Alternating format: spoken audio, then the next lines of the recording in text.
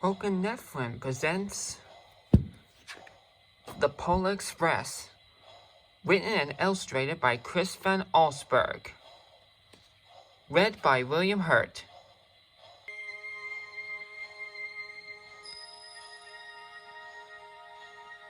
On Christmas Eve, many years ago, I lay quietly in my bed.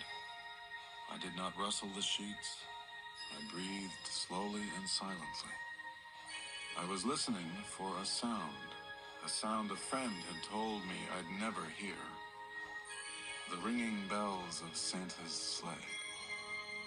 There is no Santa, my friend had insisted, but I knew he was wrong. Late that night, I did hear sounds, though not of ringing bells. From outside came the sounds of hissing steel and squeaking metal.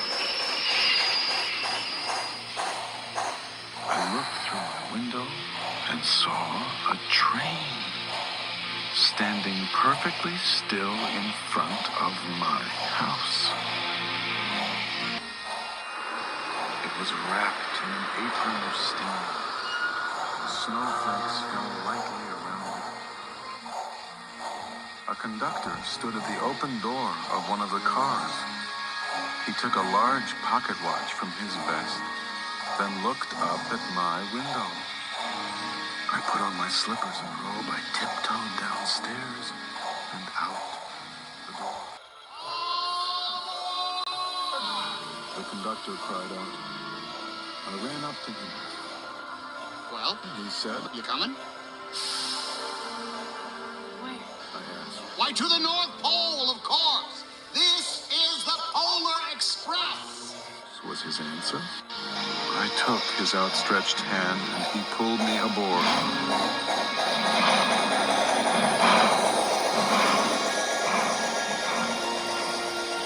The train was filled with other children, all in their pajamas and nightgowns.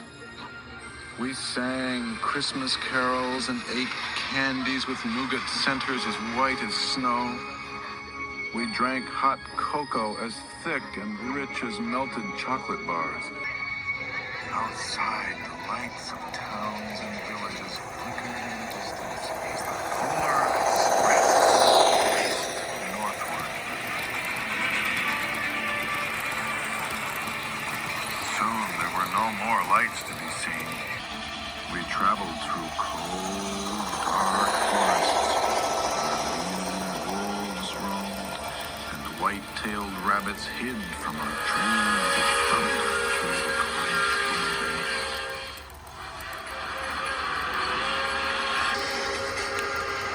Climbed mountains so high, it seemed as if we would scrape the moon.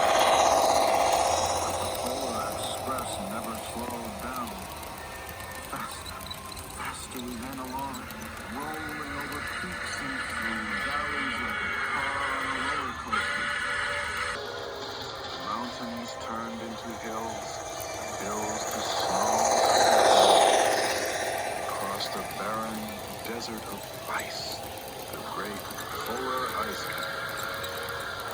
Lights appeared in the distance. They looked like the lights of a strange ocean liner sailing on a frozen sea. There Said the conductor. is the North Pole.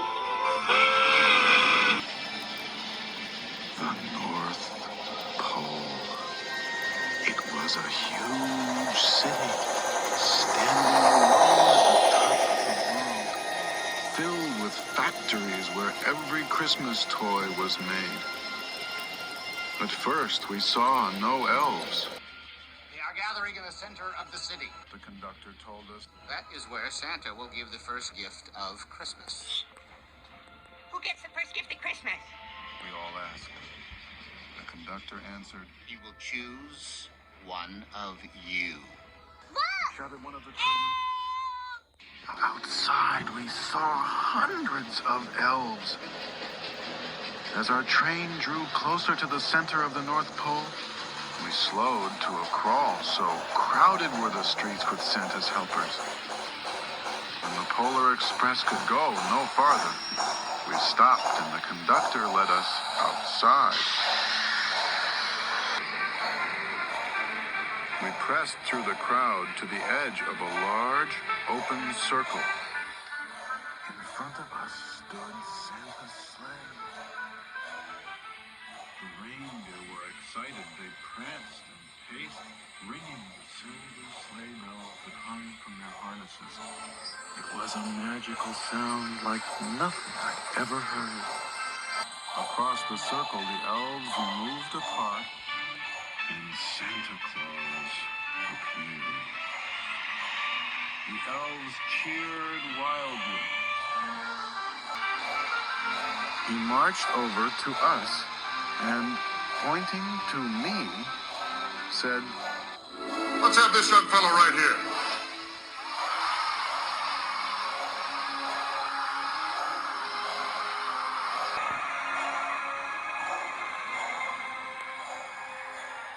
He jumped into his sleigh. The conductor handed me up.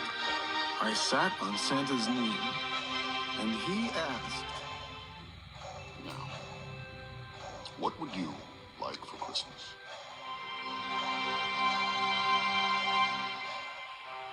I knew that I could have any gift I could imagine.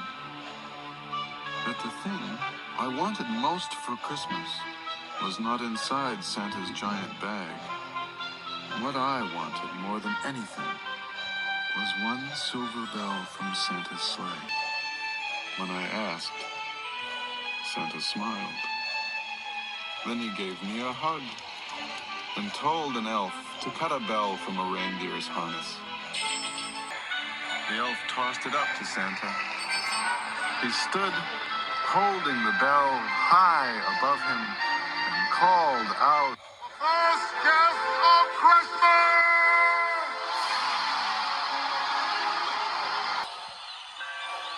The clock struck midnight as the elves roared their approval. Santa handed the bell to me, and I put it in my bathrobe pocket. The conductor helped me down from the sleigh. Santa shouted out the reindeers' names and cracked his whip. His team charged forward and climbed into the air. Santa circled once above us, then disappeared in the cold, dark, polar sky.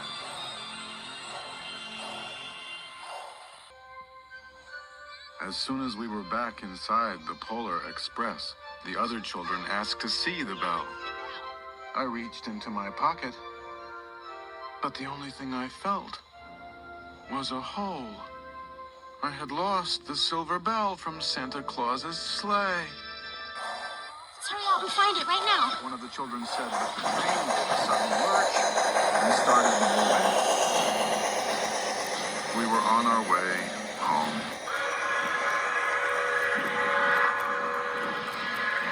Broke my heart. When the train reached my house, I sadly left the other children. I stood at my doorway and waved goodbye. The conductor said something from the moving train, but I couldn't hear him. What? I yelled out. He cupped his hands around his mouth. Merry Christmas! He shouted. The Polar Express let out a loud blast from its whistle, sped away.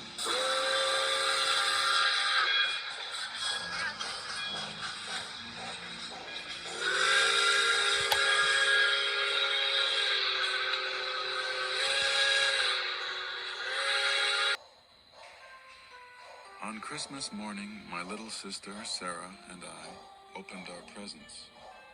When it looked as if everything had been unwrapped, Sarah found one last small box behind the tree. It had my name on it.